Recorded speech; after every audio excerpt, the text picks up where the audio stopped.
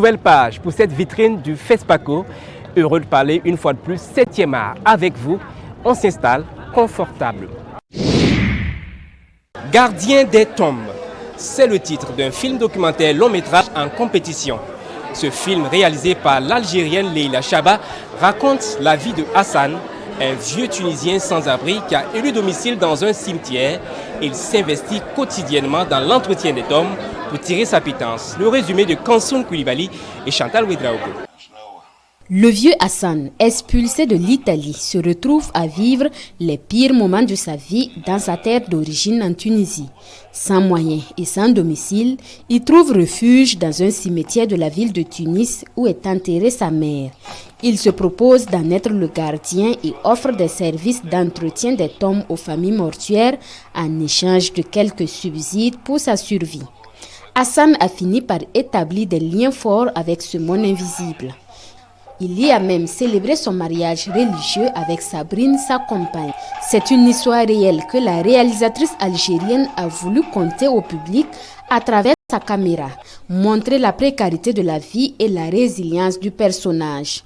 Un documentaire qui évoque aussi la prédominance des croyances et de la spiritualité et aussi la thématique de l'amour. Gardien des mondes, c'est un long métrage documentaire de 90 minutes qui a été tourné en Tunisie et qui raconte l'histoire d'Hassan, en tranche de vie en tout cas, et son lien entre le monde des vivants et le monde des morts. On a une image peut-être un peu préconçue de ce qu'est un sans-abri, et lui il a toute une richesse aussi spirituelle, de vie, une expérience qu'il avait à partager. J'avais envie de le montrer, de faire découvrir son monde, son histoire, mais aussi tout cet univers mystique et poétique autour de lui.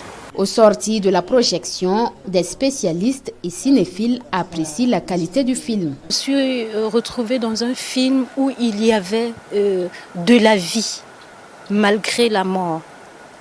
Et ça, je pense que c'est la véritable force de ce film, de pouvoir faire le lien entre ceux qui vivent toujours et ceux qui, je ne sais pas s'ils vivent plus, mais ceux qui ne sont plus présents physiquement dans ce monde. C'était vraiment merveilleux. Moi, j'ai trouvé en tout cas que c'était bien. Beaucoup ne s'attendaient même pas à un truc de ce genre.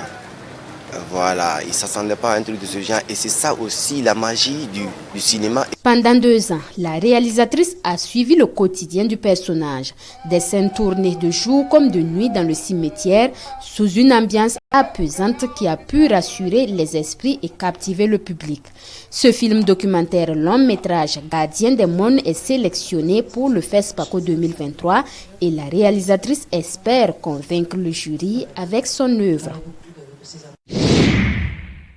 Le Mali a été récompensé à la première édition des rencontres cinématographiques de SIA déroulées dans la ville de Bobo-Dioulasso. Le film Le silence des origines Bogolan de la réalisatrice Fatimata Koulibaly a été distingué meilleur film dans la catégorie production court-métrage. Ces rencontres se sont tenues en novembre 2022 et la remise officielle du prix a été organisée en marge du 28e FESPACO. Compte rendu Césaire Carfo et Chantal Ouedraogo. Le prix du jury de la catégorie court-métrage documentaire d'R6, les rencontres cinématographiques de SIA, revient à la jeune réalisatrice malienne Fatoumata Koulibaly pour son film Silence des origines Bogolan.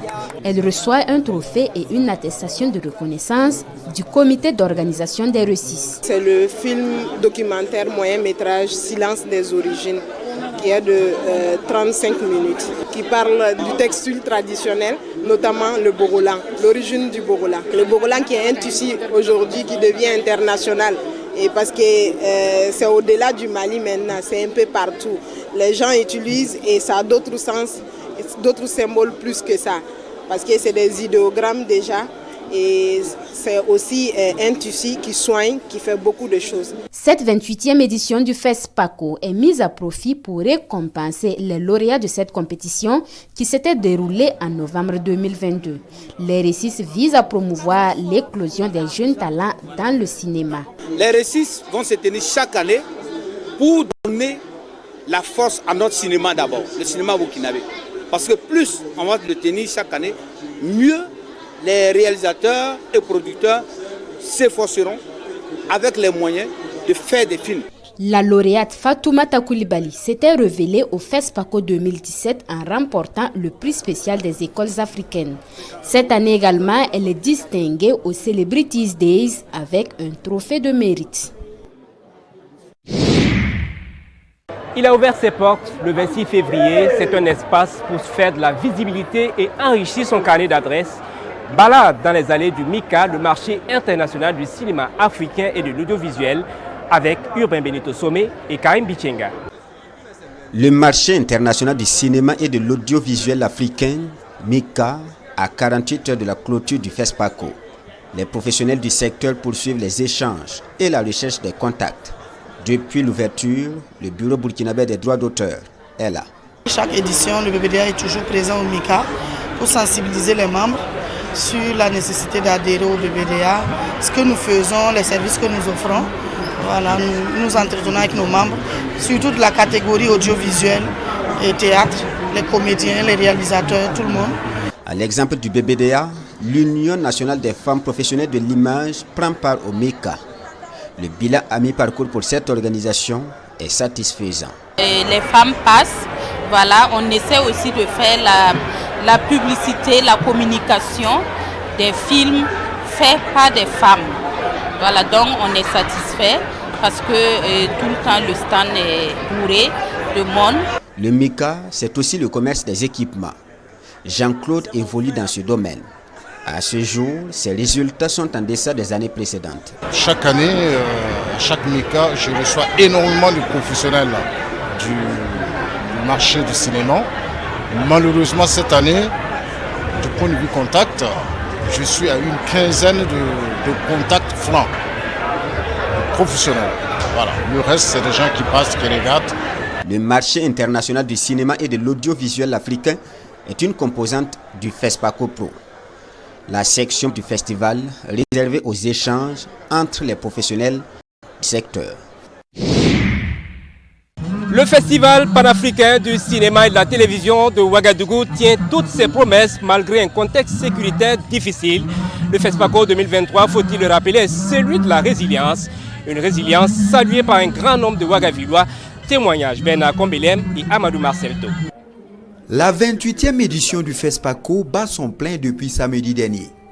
Une édition placée sous le signe de la résilience, mais qui tient toutes ses promesses. La possibilité pour moi de voir les réalisateurs, les acteurs, voilà, plein d'artistes également. Mais moi personnellement, je le vis dans l'enthousiasme parce que tout simplement, j'ai pu revoir les anciens acteurs qui sont revenus pour vivre ce festival. Déjà moi ça me plaît bien de savoir et de comprendre que les festivals et puis le public burkinabé commence à comprendre qu'il faut s'aimer soi-même.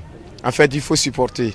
Depuis la cérémonie d'ouverture, des salles de ciné aux différentes rues marchandes, en passant par les rencontres professionnelles, la fièvre de la grande messe du cinéma africain monte de jour en jour. Le FESPACO rythme la ville de Ouagadougou. À travers la télé, on voit le FESPACO. Voilà, il y a les rues marchandes aussi de l'autre côté. Donc vraiment c'est bien quoi, c'est bien. Avec ce qui se passe actuellement là, s'ils ont pu faire ça, au moins c'est bon. Moi c'est la conférence, c'est le cinéma, aller voir les films qui sont en compétition, c'est ce qui m'intéresse. Après pour venir s'asseoir pour se distraire, il n'y a pas de problème. On remercie nos autorités d'avoir fait que ce festival ait lieu cette année. Donc c'est vraiment un signe quoi. Voilà, que Dieu les accompagne. De cette ambiance festive se démarquent certains citoyens. De la diversité de raisons avancées, la situation sécuritaire ressort le plus. Moi, je ne sens pas l'engouement comme ça. Parce qu'actuellement, ça ne va pas. Ça ne va pas. Il y a des attaques. Au niveau des finances aussi, ça ne va pas. C'est mou à cause de la crise sécuritaire. Là. Les gens d'ailleurs ne peuvent pas venir assister à ça. Qu'à cela ne tienne, cette édition du FESPACO mobilise depuis le premier jour et s'achemine lentement à sa fin. Ouagadougou aura donc une fois de plus relevé le défi de l'organisation des grands événements internationaux.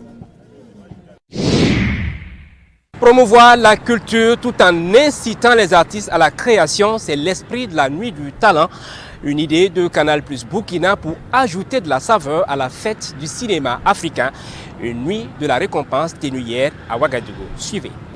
La nuit des talents africains est célébrée ici à Canal+ Zaka à Ouagadougou. C'est une soirée dédiée aux artistes chanteurs, musiciens et cinéastes. Un événement auquel le public de Canal+ Zaka marque son adhésion. Quand on parle de talent de cinéma, la question c'est de quel talent on parle. On a ici des grands noms qui sont réputés. Juste assis à côté de moi, on a Apolline Traoré que je présente plus.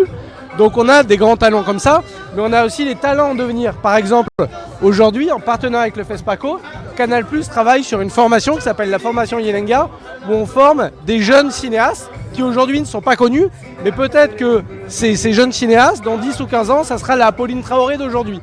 À travers cette cérémonie, Canal+ fait la promotion de la culture tout en accompagnant les jeunes talents dans le renforcement de capacités. De diverses manières d'ailleurs, à travers la visibilité, à travers la promotion des films et à travers même l'accompagnement à la production de certains films.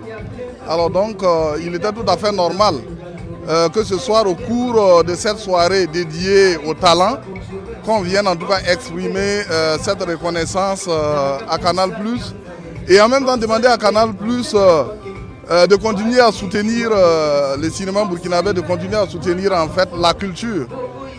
Parce que quoi qu'on dise, la culture au Burkina Faso, c'est ce qu'il y a encore de plus vivace.